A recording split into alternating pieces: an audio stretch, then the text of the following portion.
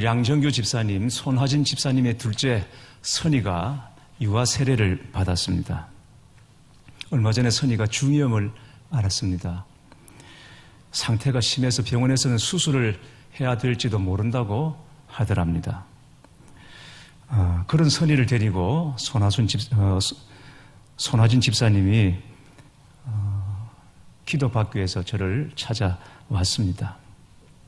선희의 머리에 손을 얹고 기도하는데 아이를 안고 있는 엄마가 얼마나 우는지 제 마음이 아주 아팠습니다.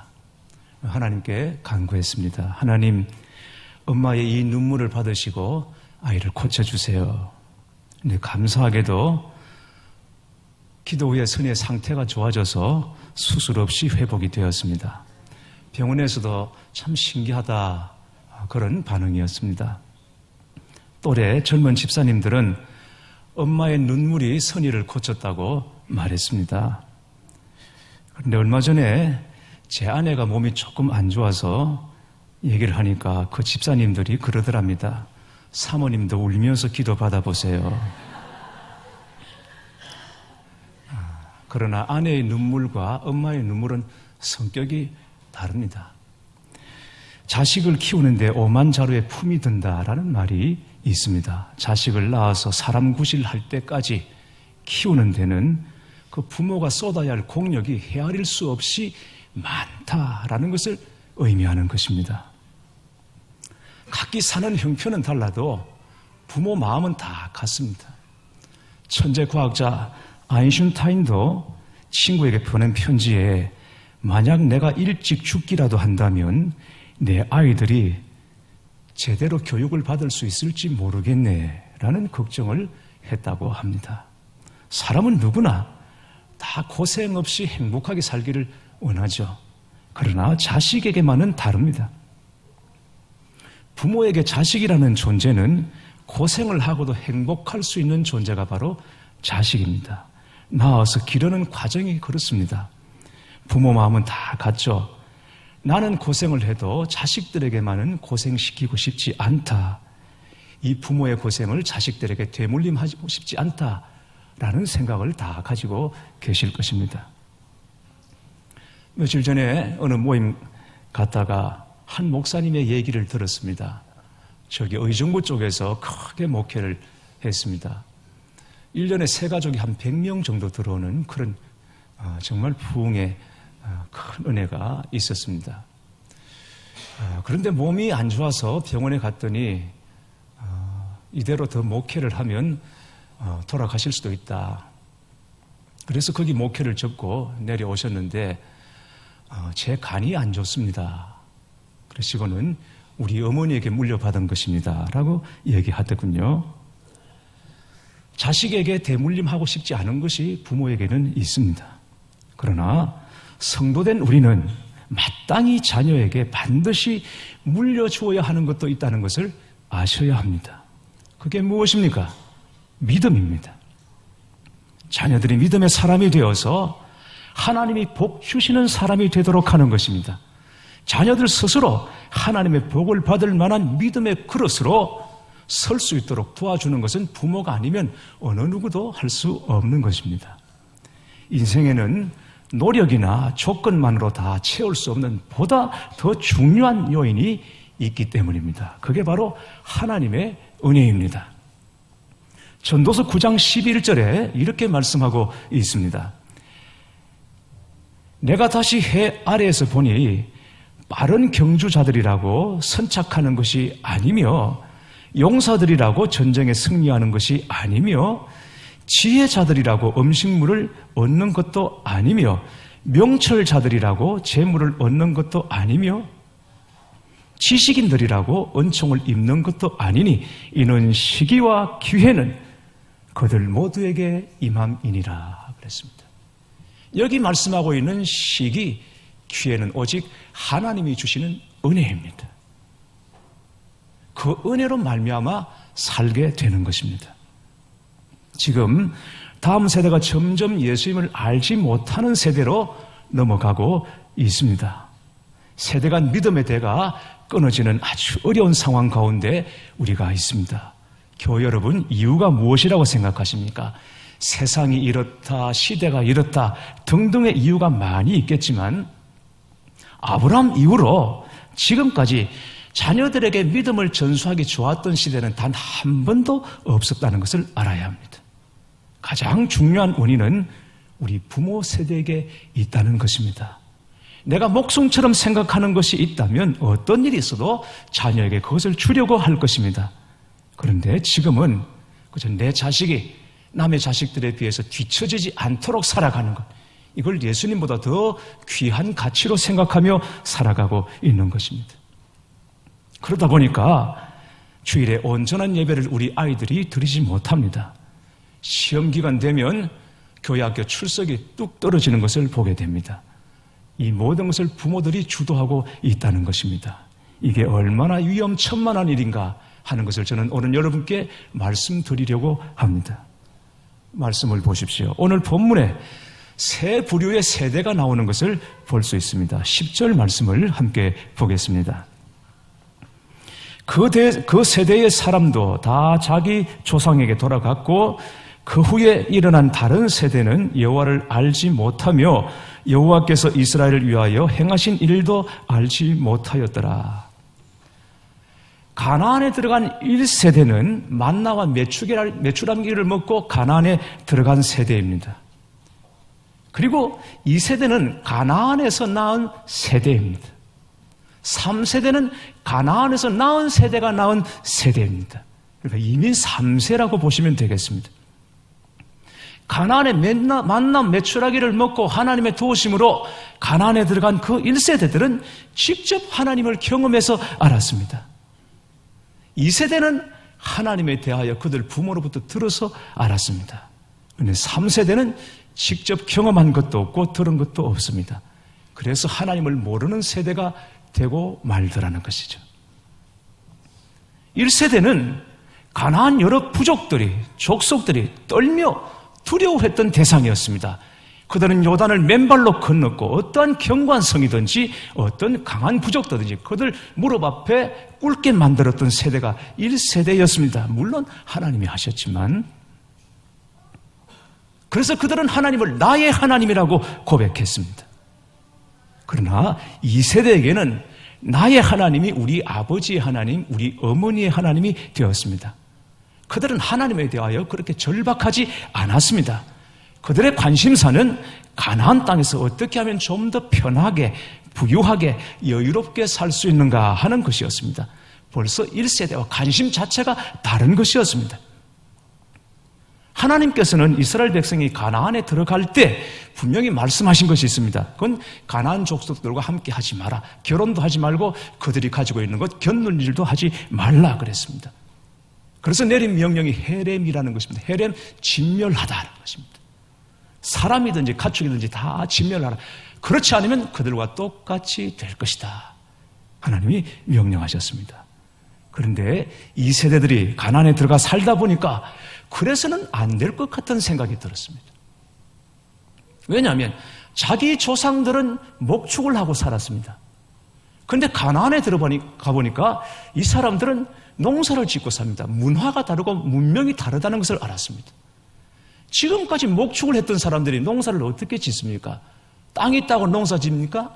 아닙니다. 농사는 아무나 짓는 것이 아닙니다. 이건 진짜 고도의 기술이 필요한 것입니다.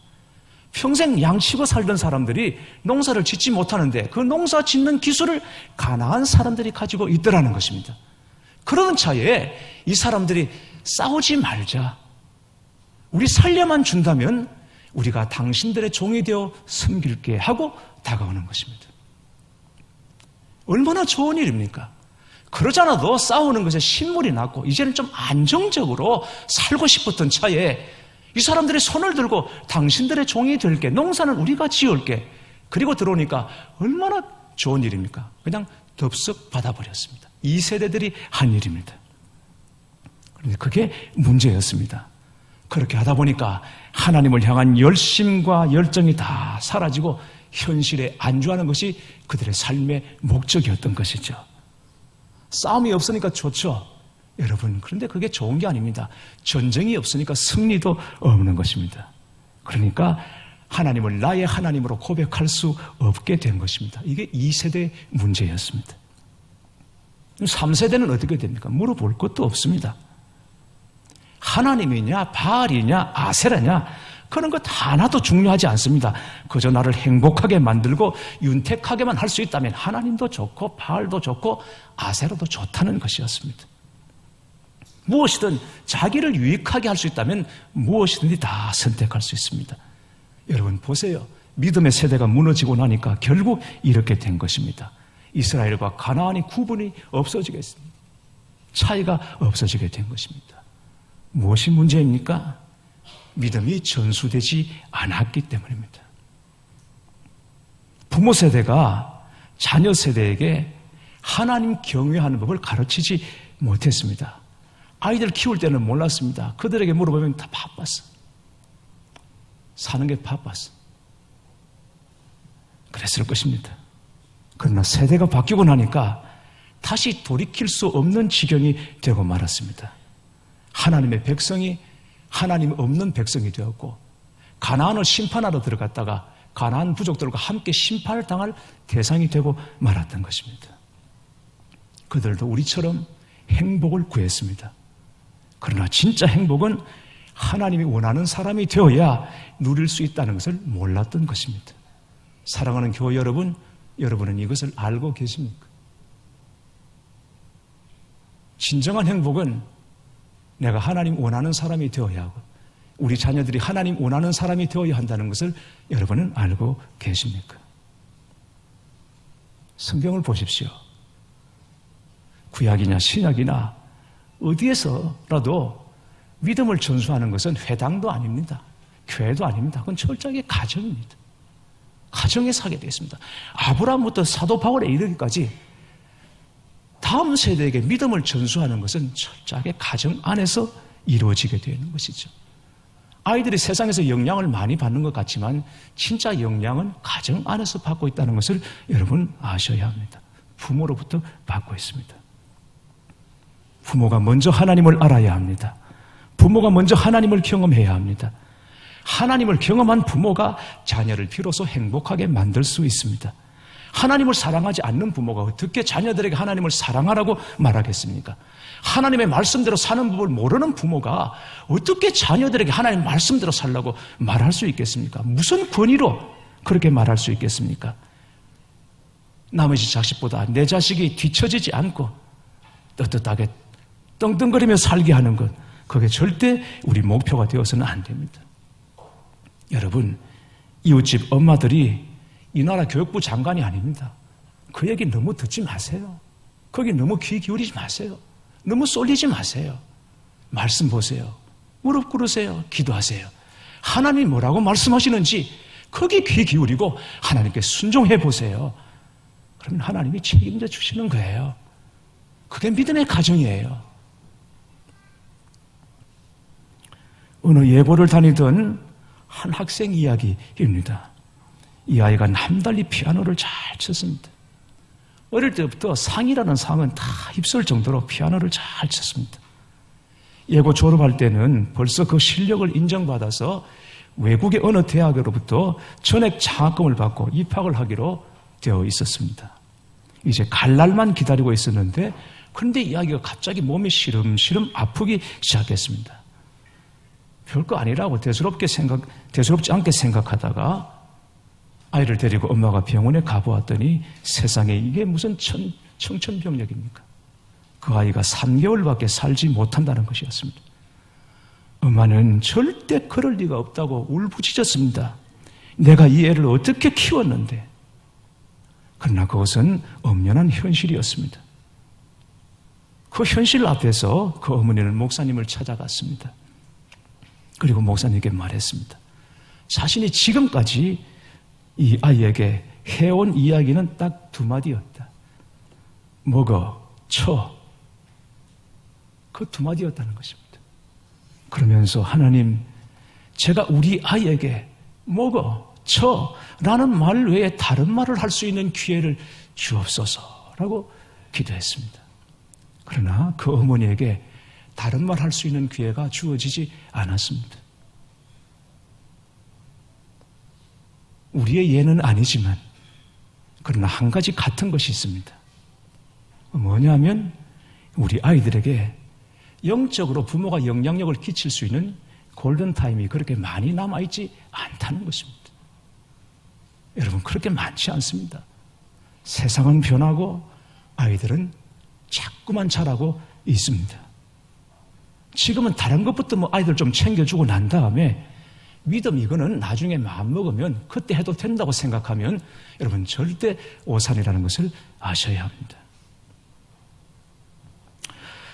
어제 온 가족 새벽 기도회 때 아이들 하나씩 안수를 하면서 제 마음에 드는 마음이 이 새벽에 엄마 아빠 손에 이끌려서 나온 이 아이들이 같이 예배를 드리고 나와서 목사님에게 안수받던 이 기억이 제 기도하는 중에 평생의 기억이 되기를 바라는 마음이 간절했습니다. 이 아이들이 자라서 청소년이 되고 청년이 되고 어른이 될 때 그때 살아가면서 겪게 될 많은 어려움, 시련 가운데 그때 이 아이들이 어릴 때 엄마 아빠와 함께 교회 가서 기도하다가 축복받았던 이 따뜻한 기억을 생각하면서 그 기억으로 말미암아 그 어려운 시련들과 고난과 힘든 과정을 잘 이겨내게 되기를 바라는 마음이 갑자기 기도하는 제 마음속에 폭받쳐서 기도가 뜨거워졌고 간절해졌습니다.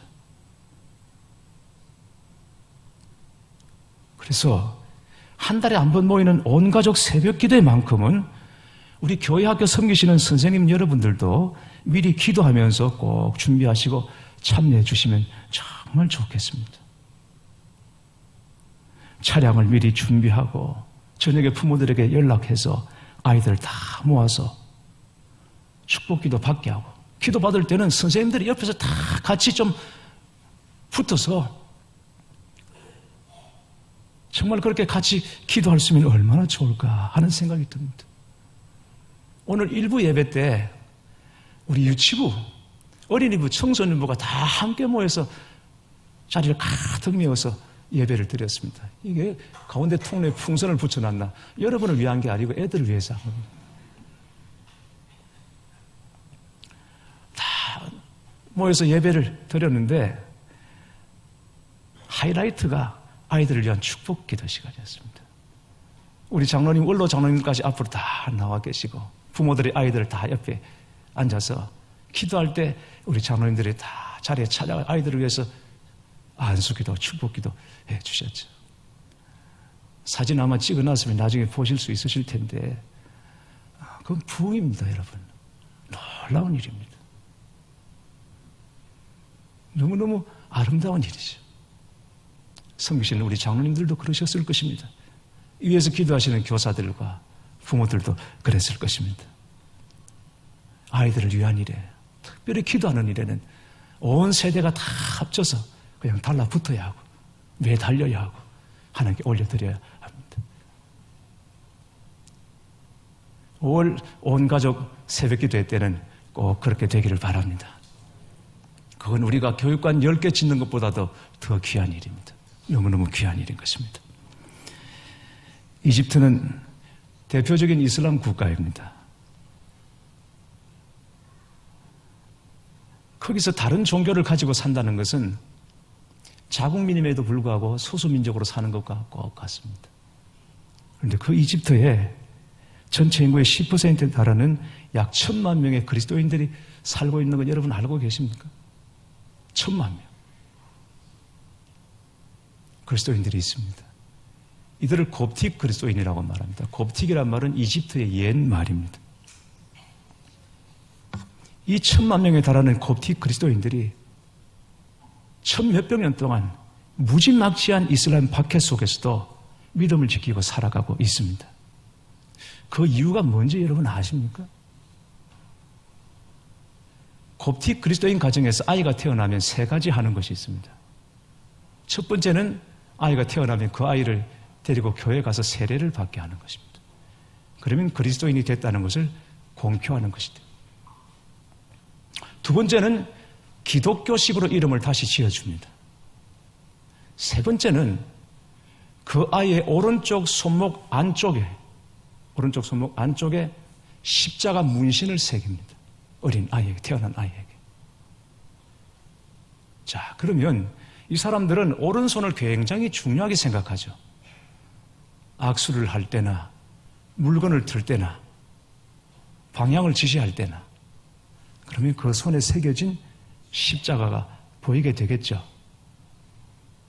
이슬람 국가에서 그리스도인으로 이 아이가 살아가는 것은 이 아이 생애 내내 고난받아야 하고 손해를 감수해야 하고 하는 것을 부모가 알면서도 아이가 태어나면 그 아이 오른쪽 손목에 십자가 문신을 새기는 것은 이 아이가 고난받을지언정 손해를 당할지언정 세상에서 얻는 성공보다 예수님으로 살아가는 그 가치를 더 소중하게 생각하는 그들의 믿음 때문입니다.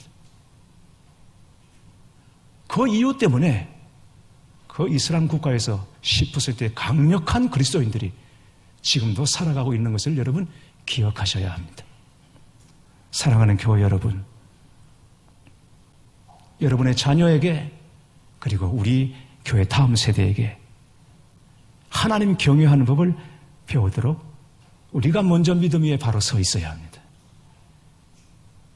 비행기를 타면 혹시 비행기 안에 비상사태가 벌어지면 산소 마스크를 쓰게 되어 있습니다. 그래서 비행기가 뜨기 전에 승무원들이 안내해 줍니다. 산소 마스크를 쓸 때 가족들이 같이 타면 누가 먼저 산소 마스크를 쓰게 되어 있는지 아십니까? 반드시 엄마 아빠가 먼저 쓰고 아이에게 씌워주게 되어 있습니다. 그거 모르면 애들 위한다고 애들 먼저 산소 마스크 씌워주고 그러다가는 나중에 공기 희박해져서 사고나고 어려움을 당하게 될 수 있습니다. 반드시 아빠가 먼저, 엄마가 먼저 마스크를 쓰고 그리고 아이에게 씌워주게 되어 있습니다. 왜냐하면 엄마가 살아야 아이를 살릴 수 있기 때문입니다. 아빠가 살아야 아이들을 살릴 수 있기 때문인 것입니다. 우리는 지금 자꾸 다음 세대를 걱정하고 있습니다. 그런데 다음 세대 걱정이 아니라 사실은 앉아 계신 우리 부모 세대가 걱정인 것입니다. 진짜 우리가 믿음에 바로 서 있는가, 하나님을 경외하고 있는가, 복음을 절대 가치로 우리가 삼고 살아가고 있는가. 여러분, 이거 우리가 점검하고 살아야 합니다. 하나님을 경험한 부모만이 자녀를 행복하게 할 수 있습니다. 그래서 부모가 먼저 영적으로 깨어 있어야 하고 믿음 위에 서 있어야 하는 것입니다. 여러분이 먼저 하나님을 사랑하고 말씀에 순종하며 살 때 그 복이 자녀에게 대대로 흐르게 되어 있는 것입니다. 여러분, 진정으로 여러분의 자녀가 잘 되기를 바란다면 믿음을 물려주셔야 합니다. 여러분 안에 있는 제대로 된 신앙을 물려주시기를 바랍니다. 사랑하는 교회 여러분, 여러분의 가정이 믿음의 명문 가문이 되시기를 주님의 이름으로 축원합니다.